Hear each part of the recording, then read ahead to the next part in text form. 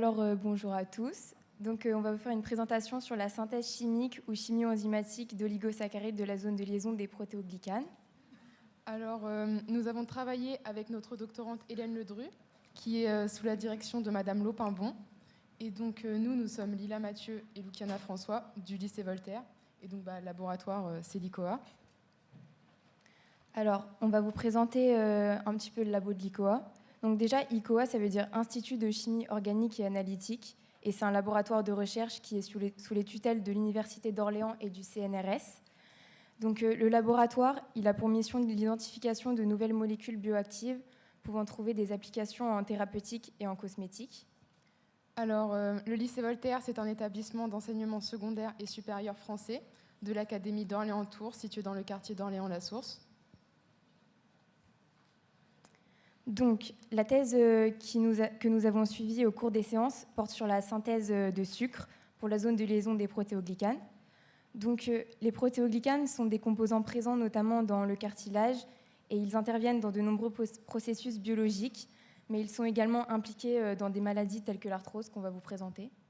L'arthrose, c'est une maladie qui touche les articulations. Elle dégrade le cartilage.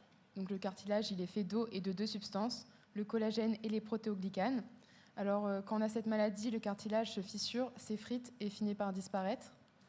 Et c'est dû à l'usure mécanique, donc la surcharge pondérale, l'âge et les gestes répétés, ou alors à une altération des protéoglycanes.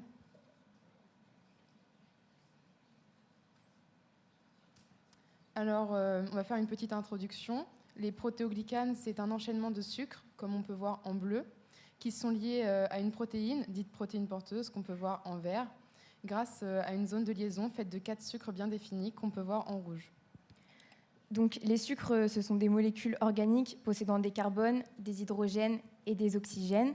Notre doctorante travaille plus particulièrement sur la synthèse de disaccharides. Donc, les disaccharides, en fait, c'est un enchaînement de 2 sucres, et les trisaccharides qui sont un enchaînement de 3 sucres.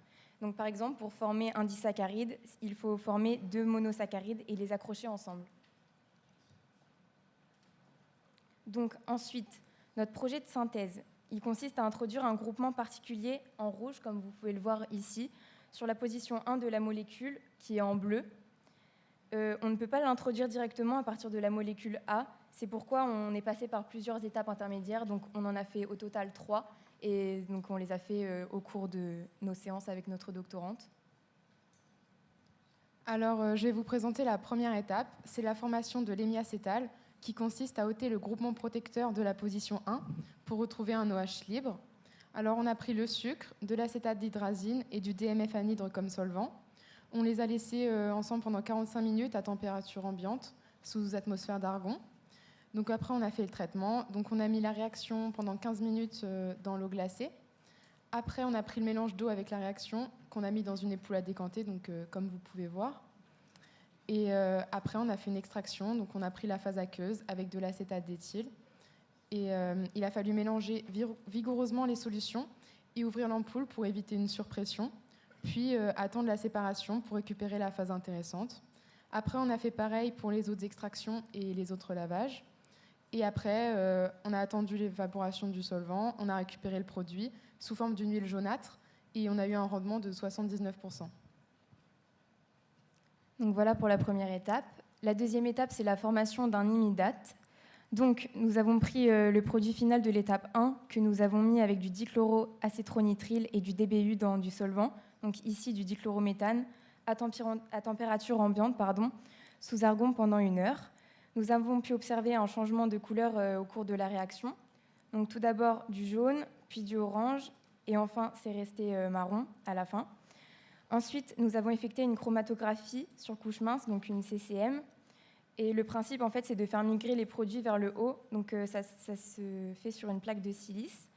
Pour cela, nous mettons la plaque de silice dans une cuve où il y a 1 cm d'éluant. Donc je rappelle qu'un éluant, c'est un mélange de plusieurs solvants.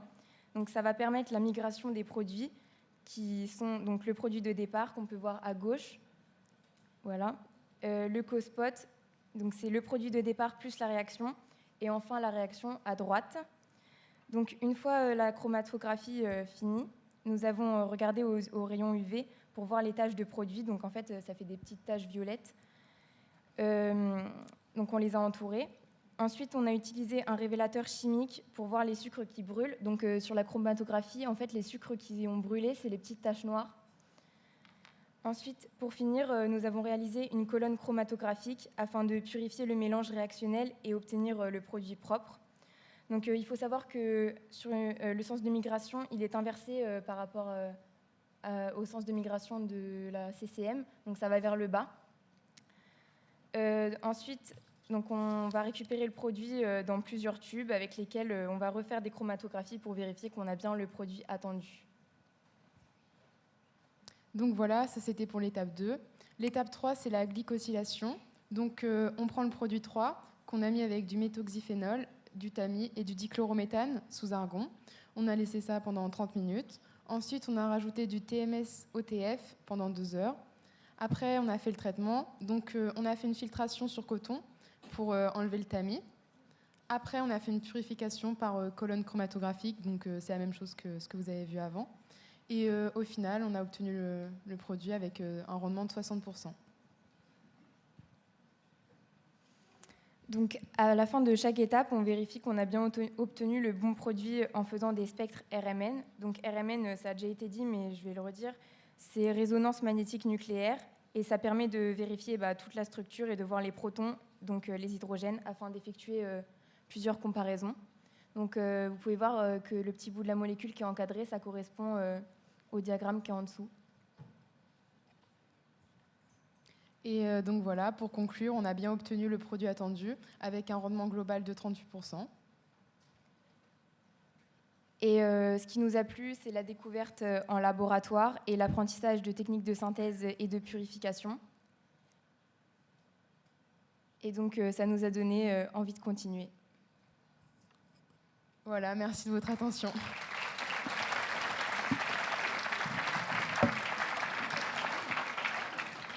Merci pour cette présentation de synthèse chimique. Donc, une question. Monsieur le Président? Non. Non, mais je vais en poser une peut-être. C'est la com qui me fait poser. Non, mais disons qu'on a plaisir à vous poser des questions parce que quelque part, tel que c'est expliqué, j'allais presque dire, même moi j'ai compris. Puisque la chimie, je disais tout à l'heure, c'était... Donc bravo à toutes les trois, parce que c'est pas trivial. Mais là, tout à l'heure, on parlait de... Est-ce que vous avez conscience de l'immensité de l'utilisation de vos résultats? Ça, je crois que vous voyez. Mais est-ce que vous vous rendez compte de l'immensité de votre prétention, noble prétention?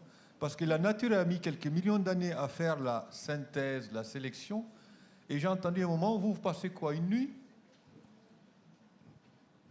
Est-ce que vous réalisez que vous êtes en train d'apprendre à faire ce qu'a fait la nature, d'avoir compris évidemment, mais surtout d'essayer de faire à la place de la nature, enlever une molécule à la place où elle était, mettre une autre molécule, donc participer presque à la création. Est-ce que vous avez une idée de cela? Conscience. Oui.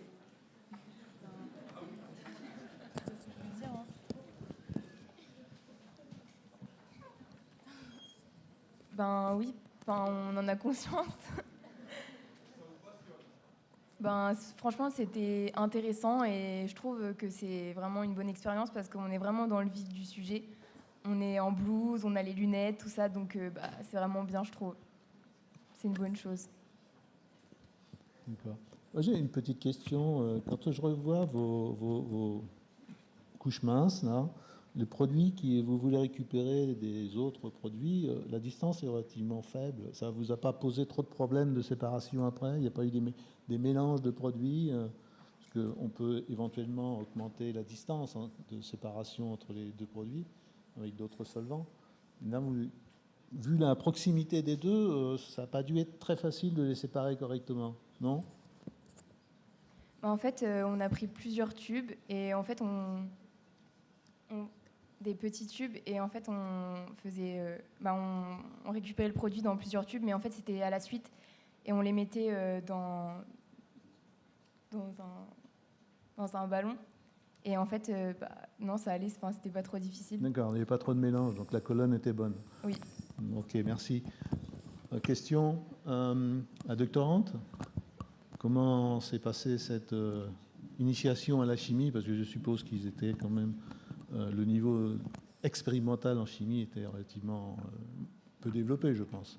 Oui, mais ça a été. Enfin, au début, elles avaient un peu peur de toucher à tout, mais au fur et à mesure, ça a Toucher à été- tout, c'est pas un peu dangereux? Peur de faire des bêtises, en fait. Mais il n'y D'accord. avait pas de problème. Et ça s'est très, très bien passé. Je pense que ça leur a bien plu. Enfin, j'espère. Oui. Oui, ça nous a plu. Ouais, et on aimerait bien aller en S pour pouvoir continuer les autres années. Eh bien, il reste à vous de y arriver, hein. Je vous souhaite bon courage pour arriver jusqu'en thèse. Merci beaucoup.